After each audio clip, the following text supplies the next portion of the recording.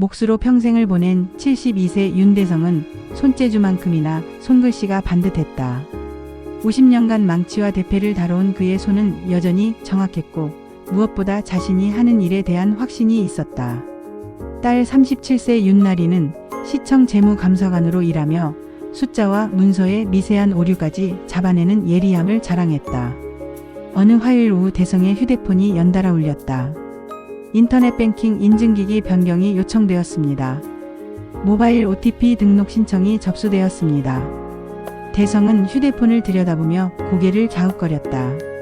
내가 뭘 건드린 게 없는데. 그가 중얼거리는 사이 며느리 34세 최서아가 부엌에서 나와 미소를 지으며 말했다. 아버님, 요즘 어르신들은 휴대폰 업데이트하면 자동으로 그런 문자가 떠요. 복잡하니까 제가 대신 처리해 드릴게요. 서아는 능숙하게 대성의 휴대폰을 받아들고 화면을 조작하기 시작했다. 그녀의 손놀림은 익숙했고 마치 여러 번 해본 일처럼 자연스러웠다. 나린이 아버지 집에 들른 것은 그로부터 이틀 후였다. 현관에서 신발을 벗으며 거실을 둘러보던 그녀의 시선이 소파 위 작은 병에 머물렀다. 서아가 가져온 건강보조제였다. 아버지, 이거 뭐예요? 아, 서아가 가져다 준 거야.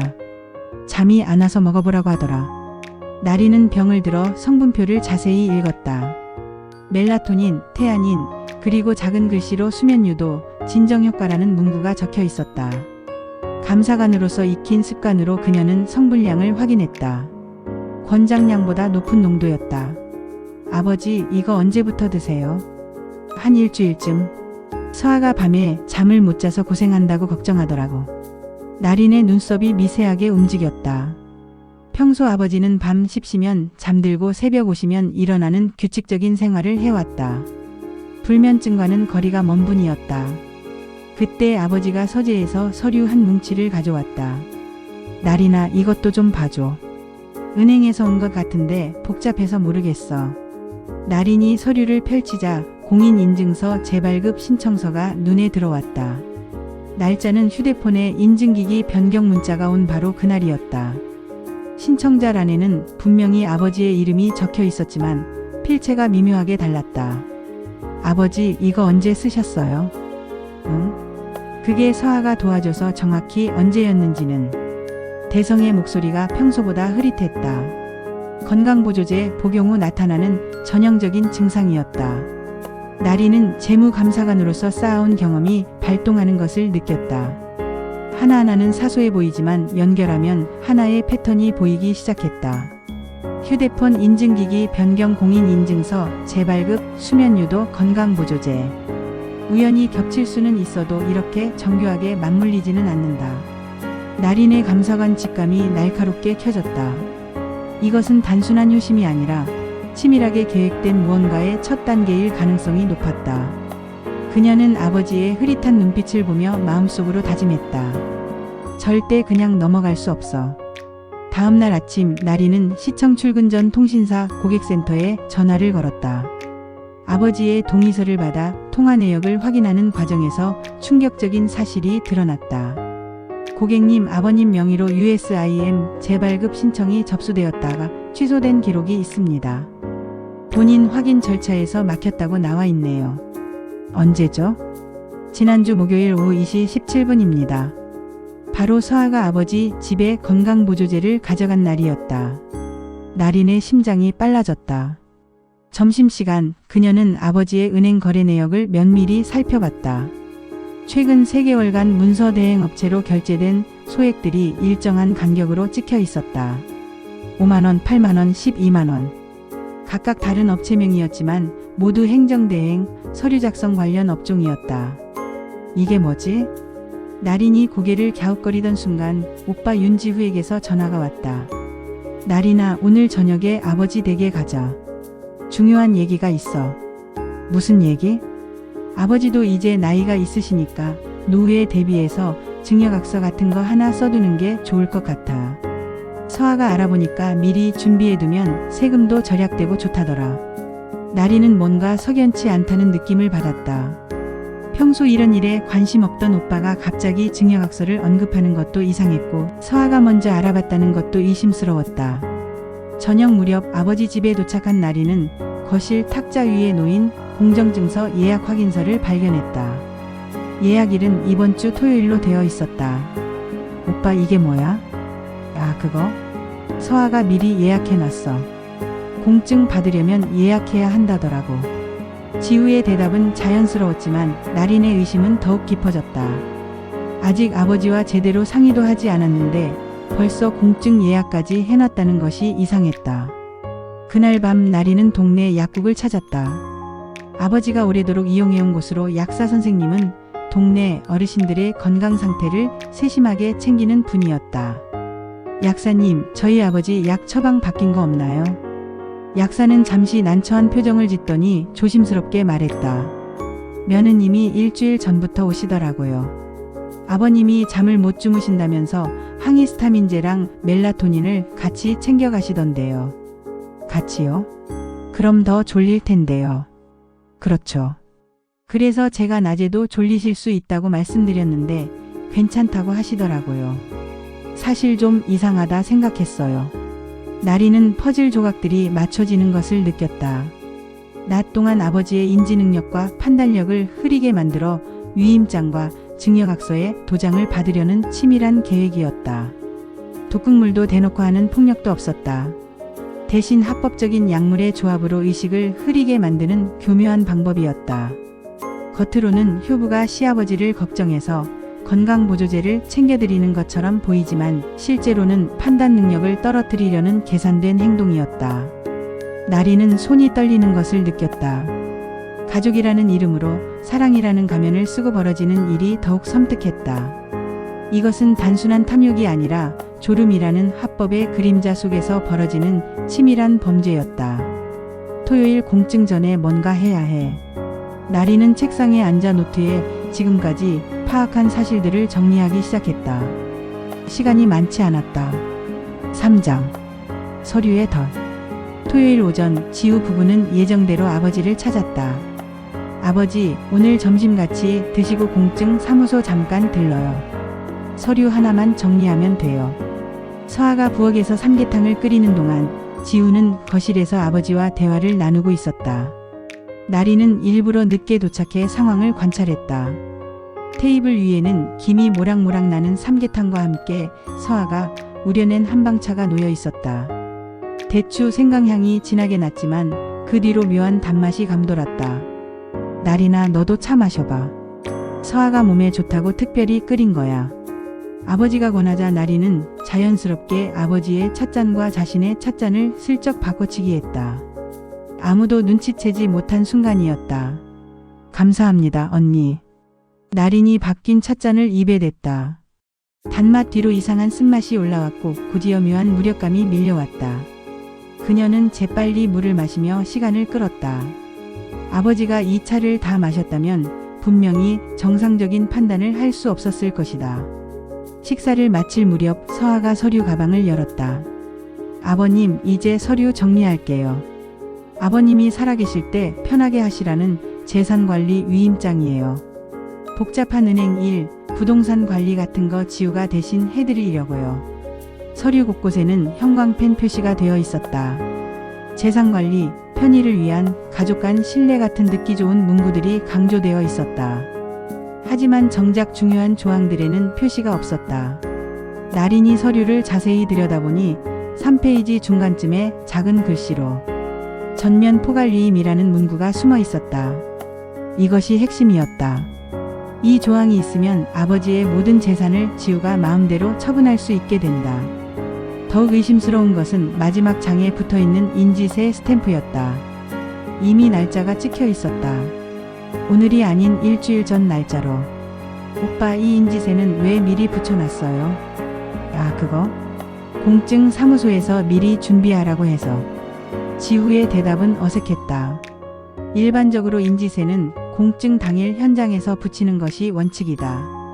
아버지, 잠깐만요. 나린이 휴대폰 복사 앱으로 서류를 스캔하면서 조목조목 읽어보기 시작했다. 아버지의 눈동자가 느리게 흔들리고 있었다.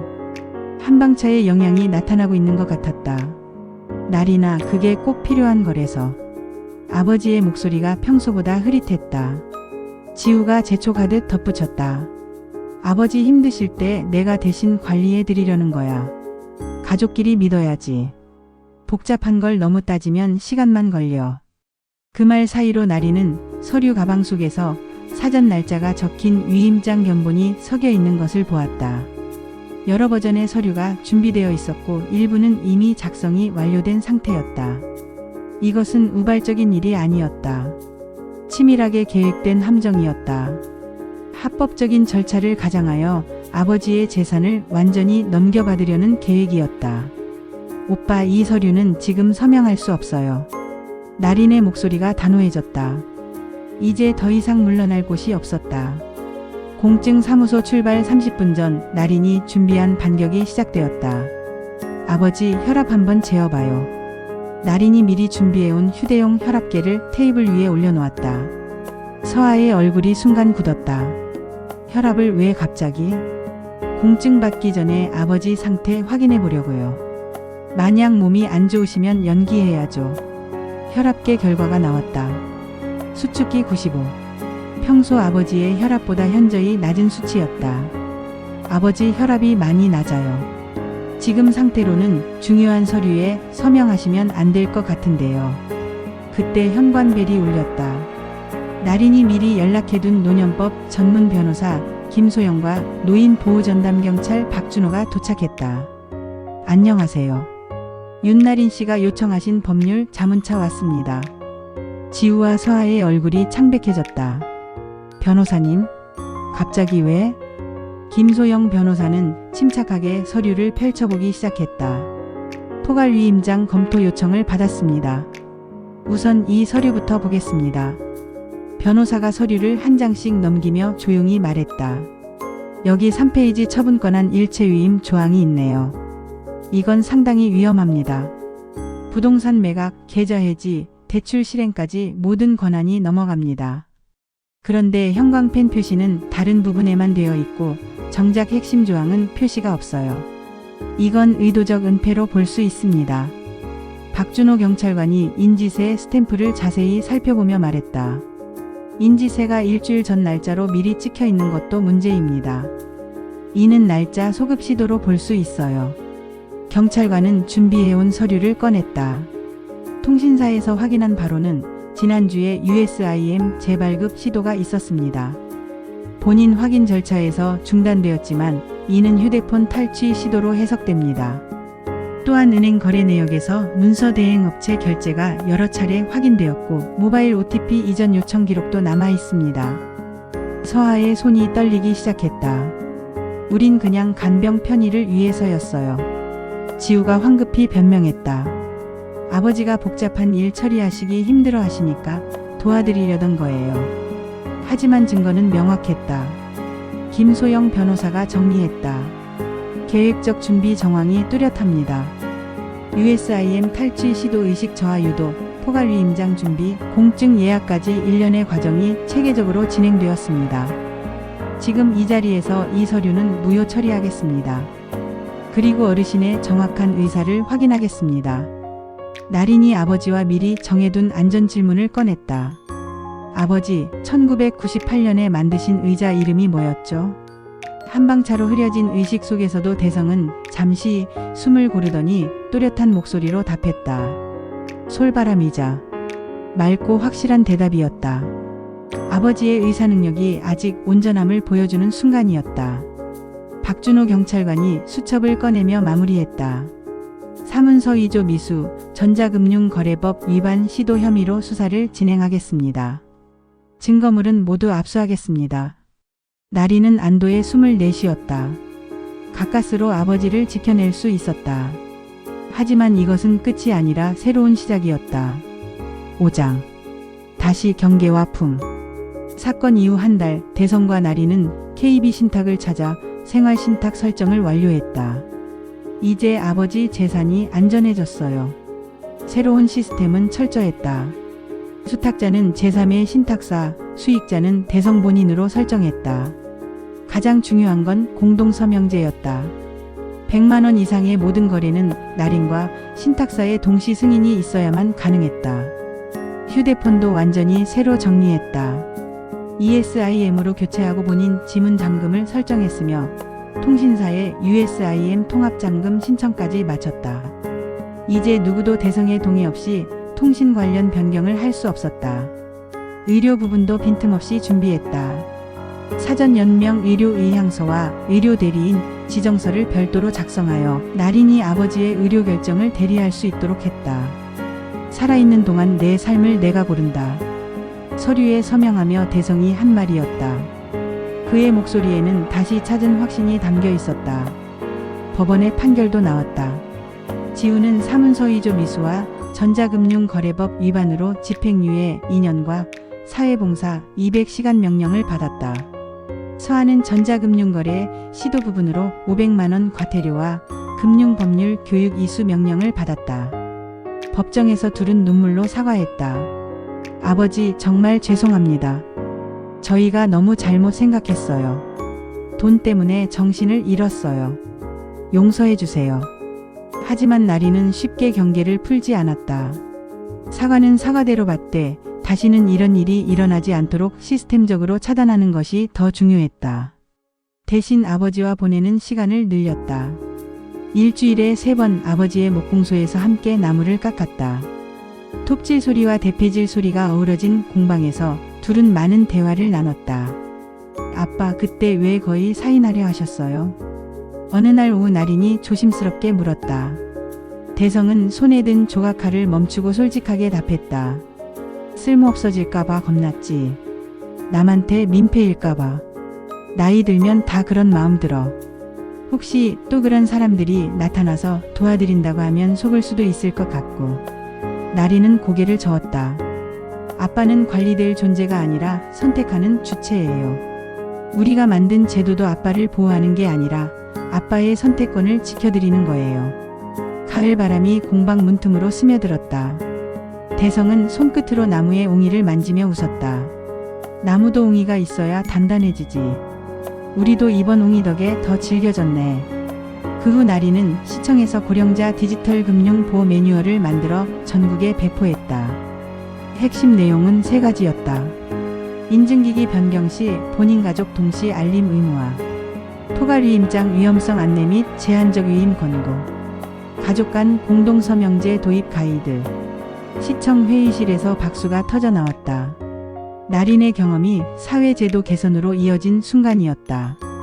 이야기는 거창한 복수나 응징으로 끝나지 않았다. 대신 미세한 위험 신호를 빨리 감지하고 제도로 보완하며 사랑과 경계를 동시에 세우는 현실적 해결책으로 마무리되었다. 지금도 대성은 자신이 만든 솔바람 의자에 앉아 오후 햇살을 받는다. 옆에서 나린이 커피를 내린다. 아버지, 오늘도 서류 대신 손작업 합시다. 대성의 미소가 반듯했다. 그의 손글씨처럼. 그리고 그 반듯함이 이 집의 새로운 안전망이 되었다.